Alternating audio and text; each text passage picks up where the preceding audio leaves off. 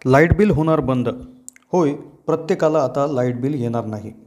Metre रीडिंगमध्ये जो गोंधळ होत होता, अव्वाच्या सव्वा वीज बिल जे येत होतं, यामधून वीज वितरण कंपनी म्हणजेच MSEB महावितरणने ग्राहकांची सुटका केलेली आहे.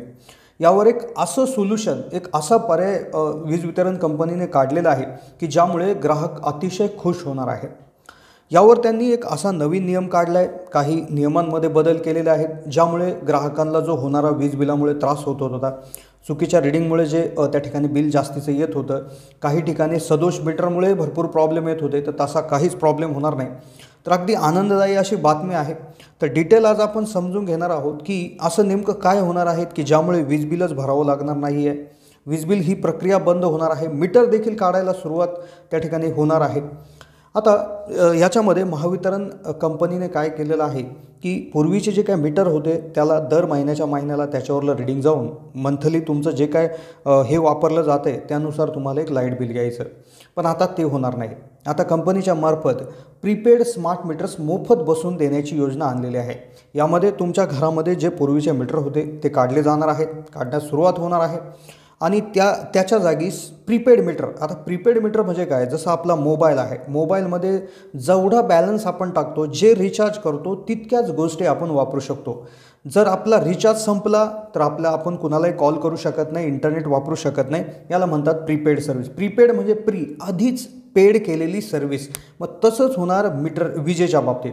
यामध्ये असे मीटर्स येणार आहे की जे म्हणजे एक मार्चमध्ये असे बसवण्यात येतील की ज्यामध्ये तुम्हाला आधीच रिचार्ज करावं लागणार आहे आणि जितकं रिचार्ज असेल त्यानुसारच तुमचं त्या ठिकाणी तुम्ही वीज वापरू शकता, ज्यामध्ये कुठलाही गैरव्यवहार होण्याचे चान्सेस नाही आहे. तुमच्या गरजेनुसार तुम्हाला याच्यामध्ये रिचार्ज करता येणार आहे. आता बऱ्याच वेळा भरपूर ठिकाणी असंही लक्षात आलेलं आहे की काही ठिकाणी सरासरी वीज बिल त्या ठिकाणी दिलं जायचं, सदोष वीज बिल दिलं जायचं, रीडिंग प्रॉपर होत नसायचे. तर यामधून मोठी सुटका त्यामध्ये होणार आहे, कारण की जेवढा बॅलन्स असेल तितकीच वीज आपण वापरू शकतो.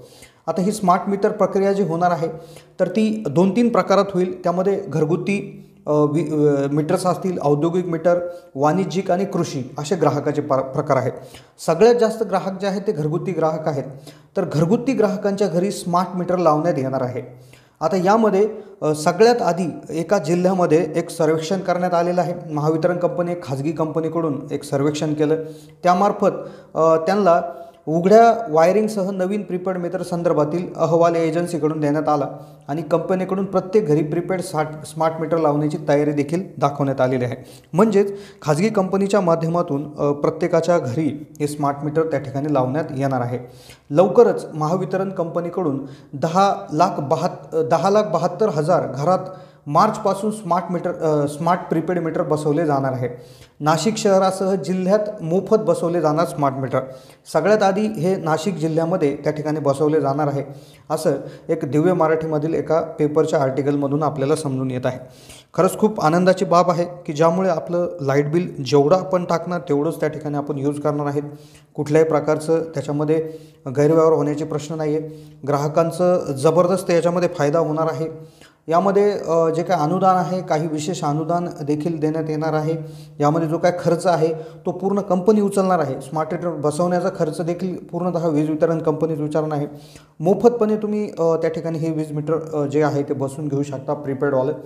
तर यामध्ये एक गोष्ट लक्षात घेण्यासारखी आहे, ह्याच्यामध्ये वेळच्या वेळी रिचार्ज करणं, जेवढी गरज आहे त्यानुसार व्यवस्थित रिचार्ज करणं, ह्या गोष्टी फार महत्त्वाच्या असणार आहे. काही राज्यांमध्ये प्रायव्हेट कंपन्यांमार्फत हे स्मार्ट प्रीपेड मीटर बसवण्यात आलेले आहे. सेम प्रक्रिया याच्यामध्ये असू शकते.